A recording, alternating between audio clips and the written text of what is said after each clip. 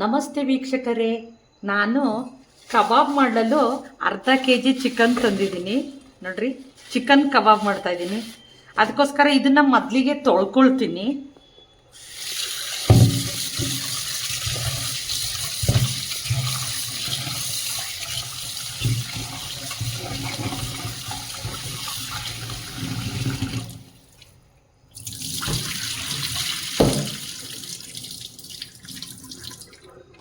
ಇನ್ನೊಂದು ಸತಿ ತೊಳ್ಕೊಳ್ತೀನಿ.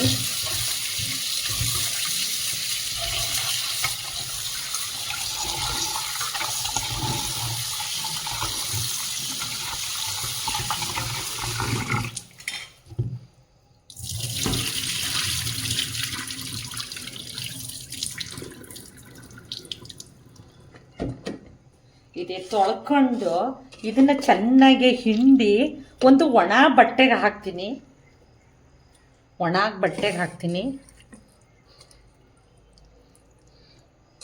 ಏಕೆಂದರೆ ಇದರಲ್ಲಿ ನೀರಿನ ಅಂಶ ಇರಬಾರ್ದು. ಅದಕ್ಕೋಸ್ಕರ ಒಂದು ಒಣ ಬಟ್ಟೆಗೆ ಹಾಕಿ ಇದು ಮಾಡ್ತೀನಿ, ನೀರನ್ನೆಲ್ಲ ತೆಗಿತೀನಿ.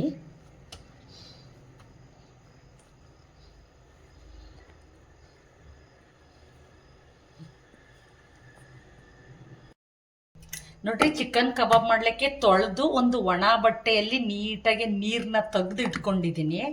2 ಮೊಟ್ಟೆ ಬೇಕಾಗುತ್ತೆ. ಬೆಳ್ಳುಳ್ಳಿ ಮತ್ತು ಹಸೆ ಶುಂಠಿ ಇದೆ. ಮತ್ತು ಸ್ವಲ್ಪ ಖಾರದ ಪುಡಿ, ಸ್ವಲ್ಪ ಟೇಸ್ಟಿಗೆ ಉಪ್ಪು, ಆರ್ಚಿ ತೊಗೊಂಡಿದ್ದೀನಿ. ಆರ್ಚಿ ಚಿಕನ್ ಕಬಾಬ್ ಮಸಾಲ ತೊಗೊಂಡಿದ್ದೀನಿ. ಈಗ ಇದನ್ನು ಫಸ್ಟ್ ಬೆಳ್ಳುಳ್ಳಿ ಮತ್ತು ಹಸೆ ಶುಂಠಿ ಪೇಸ್ಟ್ ಮಾಡ್ಕೊಳ್ತೀನಿ ಇದರಲ್ಲಿ.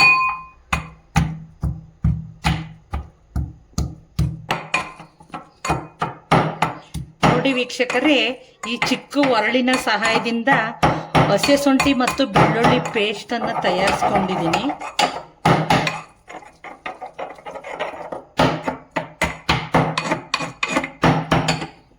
ಆಗಿದೆ ಬೆಳ್ಳುಳ್ಳಿ ಮತ್ತು ಹಸೆ ಶುಂಠಿ ಪೇಸ್ಟು. ಈಗ ಒಂದು ಪಾತ್ರೆ ತಗೊಂಡು ಅದಕ್ಕೆ ಒಂದು ಮೊಟ್ಟೆ ಹೊಡಿತೀನಿ. ಫಸ್ಟ್ ಒಂದೇ ಮೊಟ್ಟೆ ಹೊಡ್ಕೊಳ್ತೀನಿ. ಅದಕ್ಕೆ ಈ ಹಸೆ ಶುಂಠಿ ಮತ್ತು ಬೆಳ್ಳುಳ್ಳಿ ಪೇಸ್ಟ್ ಹಾಕ್ತೀನಿ.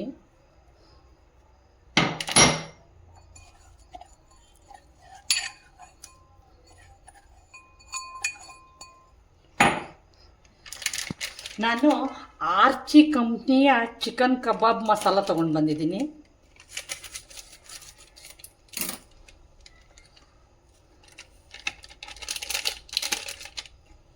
ಒಂದು ಸ್ವಲ್ಪ ಖಾರದ ಪುಡಿ ಹಾಕ್ತೀನಿ. ಸ್ವಲ್ಪ ಅದರಲ್ಲೂ ಇರುತ್ತೆ, ಆದರೂ ಸ್ವಲ್ಪ ಹಾಕ್ತೀನಿ. ರುಚಿಗೆ ತಕ್ಕಷ್ಟು ಉಪ್ಪು,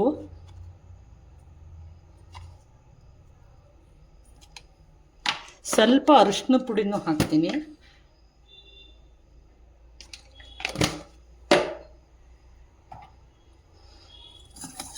ಎಲ್ಲ ಮಿಶ್ರಣ ಮಾಡ್ಕೋತೀನಿ.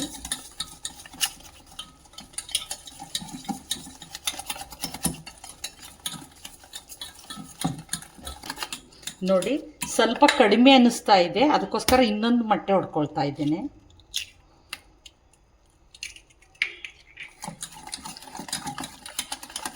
ಇದನ್ನ ಚೆನ್ನಾಗಿ ಮಿಶ್ರಣ ಮಾಡಬೇಕು. ನೋಡ್ರಿ, ಎಲ್ಲ ಮಿಶ್ರಣ ಆಗಿದೆ. ಈ ಸಂದರ್ಭದಲ್ಲಿ ಚಿಕನ್ನ ಹಾಕೋದು ಅರ್ಧ ಕೆಜಿ. ಚಿಕನ್ ಹಾಕಿ ಒಂದು ಸ್ಪೂನಿನ ಸಹಾಯದಿಂದ ತಿರುಗಿಸ್ಬೇಕು.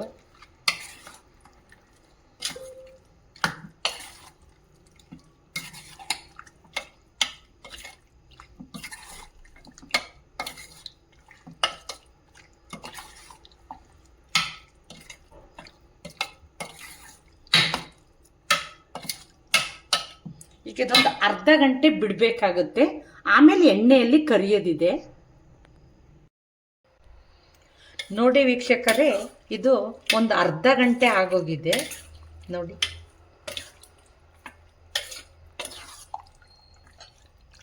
ಈಗ ಇದನ್ನ ಎಣ್ಣೆಯಲ್ಲಿ ಕರಿಬೇಕು. ಸ್ಟವ್ನ ಆನ್ ಮಾಡ್ಕೊಳ್ತಾ ಇದ್ದೀನಿ. ಒಂದು ಪ್ಯಾನ್ ಇಡ್ತಾ ಇದ್ದೀನಿ. ಇದಕ್ಕೆ ಅಡಿಗೆ ಎಣ್ಣೆ ಹಾಕ್ತಾ ಇದ್ದೀನಿ.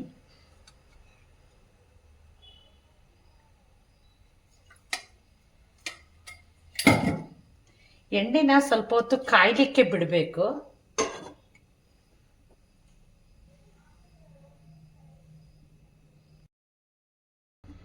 ನೋಡಿ ವೀಕ್ಷಕರೇ, ಎಣ್ಣೆ ಕಾದಿದೆ. ಈ ಸಂದರ್ಭದಲ್ಲಿ ನಾವು ಕಲಸಿಟ್ಟಿರೋಂತಹ ಚಿಕನ್ನ ಇದ್ರಲ್ಲಿ ಹಾಕಬೇಕು ಒಂದೊಂದಾಗಿ.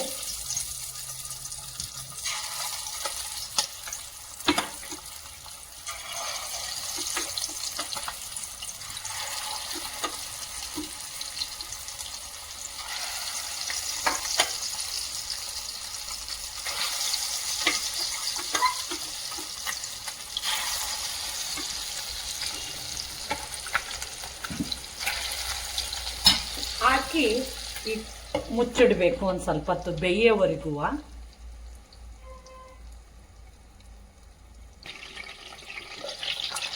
ನೋಡಿ ವೀಕ್ಷಕರೇ, ಒಂದ್ ಕಡೆ ಬೆಂದಿದೆ, ಇದನ್ನ ಹಿಂಗೆ ತಿರುಗಿಸ್ಬೇಕಾಗುತ್ತೆ. ಒಂದೊಂದಾಗಿ ಈಗ ತಿರುಗಿಸ್ಬೇಕಾಗುತ್ತೆ.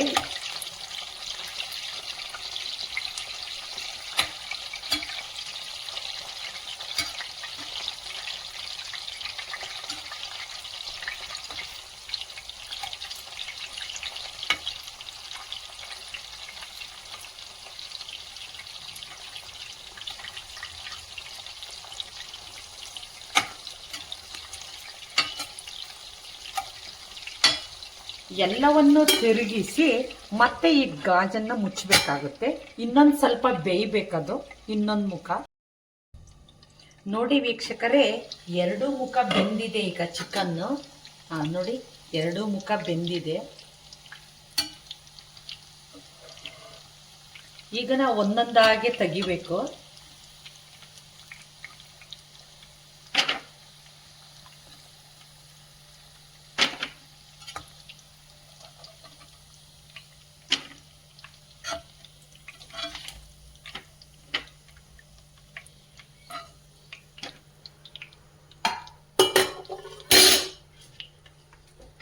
ನೋಡಿ, ಚಿಕನ್ ಕಬಾಬು ರೆಡಿಯಾಗಿದೆ ಸವಿಯಲು.